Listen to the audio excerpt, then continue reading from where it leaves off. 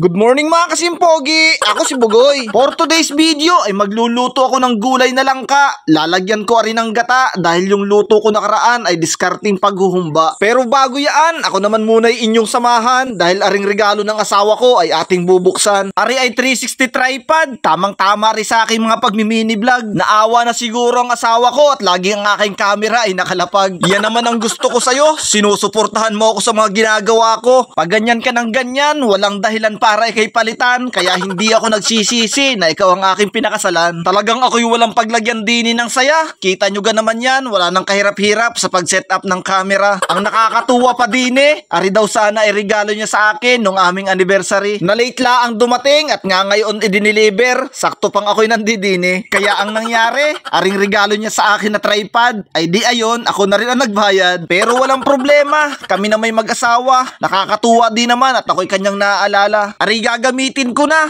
aking bibinyagan. Magluluto ako ng paborito kong pang-ulam, digay laging ginataan. Inihagis na nga ng asawa ko ang isang buong langka. Butas-butas na rin naman, kaya wala na akong takot mapatakan sa mukha. Ako'y magbabalat na. Tutusukan ko lang ari ng paltak na ginagamit namin noon sa baka. Dahil ari sobrang madakta, madikit sa kamay. Bago maalis, kailangan mo pang gumamit ng mantika at dini naman sa kanyang katawan, kailangan mo dini ay telang basa. Sobrang init ng panahon, sobrang banas, kaya yung asawa ko ay dini na rin tumambay sa labas. Tinanggalan pa ng pajama si Lucas. Madalang ako ngayon makapag-upload ng video, pasensya na kayo dahil ang Bugoy Pogi nyo ay meron ding ibang tinatrabaho. Ang inyong lingkod ay may sinumpaang tungkulin sa ating bayan. Alam ko namang yan ay inyong naiintindihan. Aring pagmimini vlog ay nagiging libangan ko na laang sa tuwing ako'y nakakauwi sa aming tahanan. Kaya ako'y lubos na nagpapasalamat sa lahat ng nag-aabang ng aking kwentong may ingay pero walang pagyayabang. Salamat din ho sa lahat ng mga nagko-comment. Huwag kayong magsasawa dahil yan ho lahat ay aking binabasa at sinisikap kong replyan, lalo pa tapos na ang aking mga ginagawa. Pwede rin nga pala aring tadtarin pero ginayat ko na lang ng maninipis para mabilis, para maluto na at nang makakain. Pagkatapos ko aring hugasan, akin namang tutubigan ng medyo kapantay para lahat ay makuluan. Isasalang ko na ang aking kaserola dini sa uling na aking pinabaga. Yan ay palalambutin ko pa, kaya habang naghihintay, ihahanda ko naman ang kanyang magiging kasama. Nakikita ko sa iba, sibuyas at luya ang kanilang inilalagay, pero ang ginamit ko ay sibuyas at bawang dahil ari ang turo ng inay. Ay sige suway, ay di kay napalaya sa bahay. Kailangan gayatin ng maliliit, magtatagal pa, kaya yung food processor ang aking ginamit. Kumuha din ako ng sitaw sa taniman ng mga inay dahil sa ginataang langka ay masarap din na ring ilagay. Isinasama nga ari sa karning baboy, lalo kung Bicol Express, dini pa kaya sa kapwa gulay ay siguradong the best. Kapag malambot na, aahunin natin na tatanggalan ng sabaw hanggang sa maiga. Magsasangag din ako ng dilis, hindi naman magtatagal, sa lakas ng apoy maluluto ng mabilis. Ilalagay ko na ang sitaw, ilalahat ko din sa kanyang ibabaw. Huwag ka nang kumontra, pag natikman mo ari mahihirapan kang umayaw. Ari ang magbibigay ng bango, sinangag na dilis, magbibigay din ng sarap kahit walang patis. Bawang at luya, akin laang tinansya, hindi ko nilagay lahat at baka naman mapasobra. Pinagsama-sama ko na,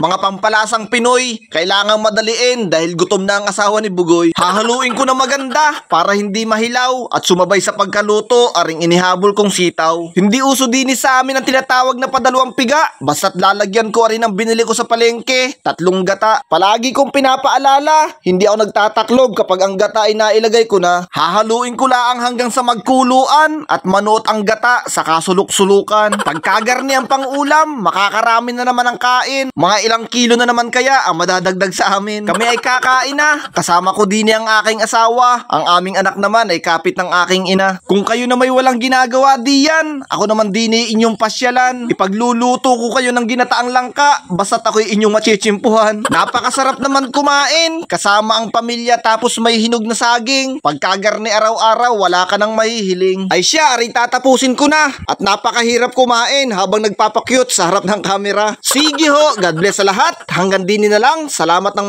marami sa inyong panonood. Paalam!